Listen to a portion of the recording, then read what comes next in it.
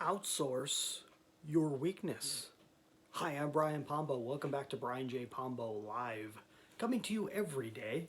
Today, here from the headquarters of brianjpombo.com, brought to you very specially, and I'm going to make a really quick commercial here, probably the quickest ever, by dreambizchat.com. The link is in the description. Go check it out, dreambizchat.com. Okay? So, what does outsourcing your weaknesses mean? Well, yesterday we talked about knowing your weakness, and that's a tough thing to know.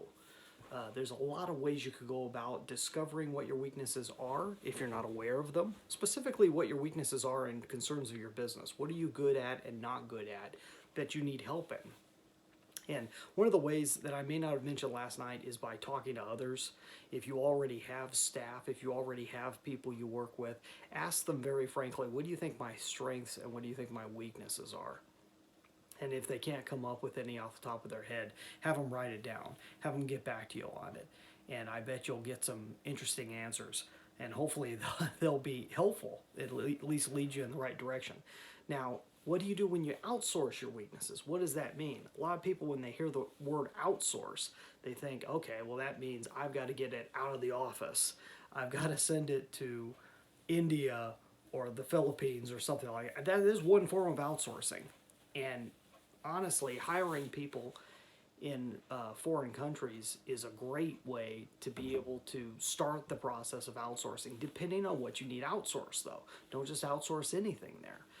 Look at what you actually need to get out of yourself, meaning things that you aren't going to be good at, all right, and get other people doing it. Now, there's certain things that people in other countries do better than than can do just as well as anybody that you would hire here for a lower price. I've worked with people in the Philippines. I've had a lot of good luck with them, and I've had bad situations also. But one of them, in most cases, it was my own fault. I just wasn't really paying close enough attention to what I was having outsourced and thought that, well, if they could do this, they could do anything. It's not true. Not everybody can do everything.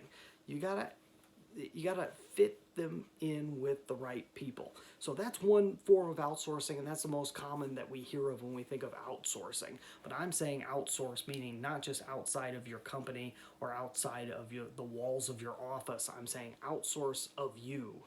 Anything that you aren't going to do, you need to outsource.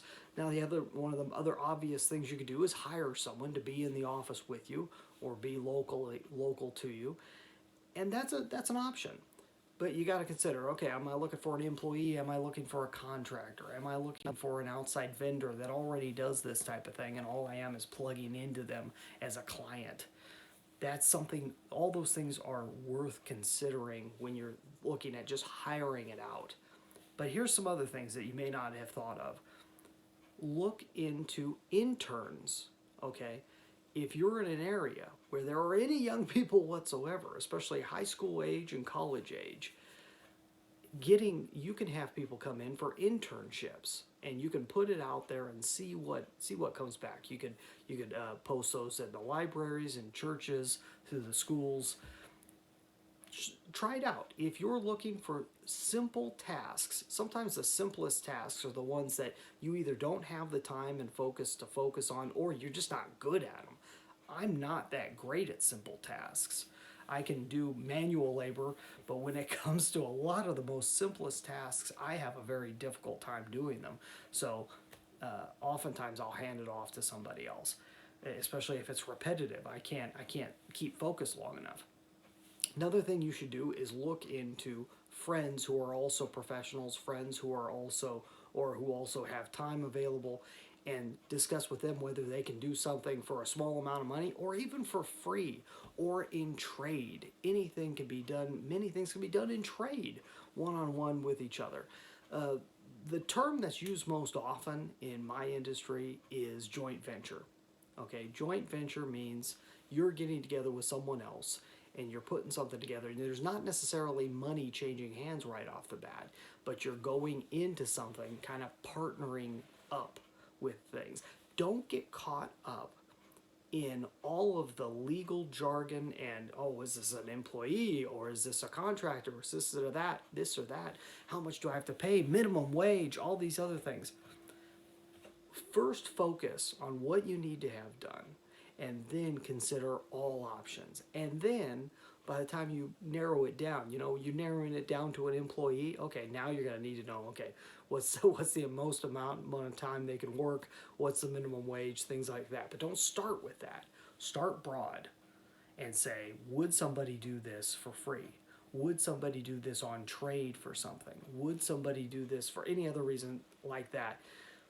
If you can think very broadly about your partnerships with people and not get all caught up with whether you're an actual partner or a part owner in something or anything like that, then you can come across some really creative ideas and ways to be able to network with people and be able to find people that can do what you're just not good at or what you don't want to be doing. That will save your energy, your creativity. It will allow you to grow more in the areas that you're already good at. That's really a huge piece of life right there. A couple books to read on this. The One Thing, which I've spoken about before, is an awesome book. It's called The One Thing. Definitely a good one to check out. Another one is, and it's, I know it gets mentioned all the time, but it's because it has so much good stuff in it. And a lot of wacky stuff too, but it's so much good stuff. Tim Ferriss's classic, The 4-Hour Work Week. Check that one out too. These ones really have to do with the concept of outsourcing and just paying attention to what you're best at and allowing other people to do what they're better at. Hopefully that gives you some ideas. It's more of a brainstorming exercise that I wanted to have with you today in terms of thinking, okay, what are my weaknesses? How do I get them outsourced? And I just want you to start thinking about these things. Start writing it down. If you need to talk to somebody about it, find somebody that has experience with this. You're always welcome to talk to me. You can go out, check out brianjpombo.com. You can also, if you want some free advice, you can leave comments and so forth in wherever you're watching this. You can leave it in the comment section, or you can leave it at the comment section at brianjpombo.com, where you can watch endless amounts of videos and audios that we've been putting out for the last year. So hopefully that's helpful to you. We're going to see you back here tomorrow. In the meantime, get out there and let the magic happen.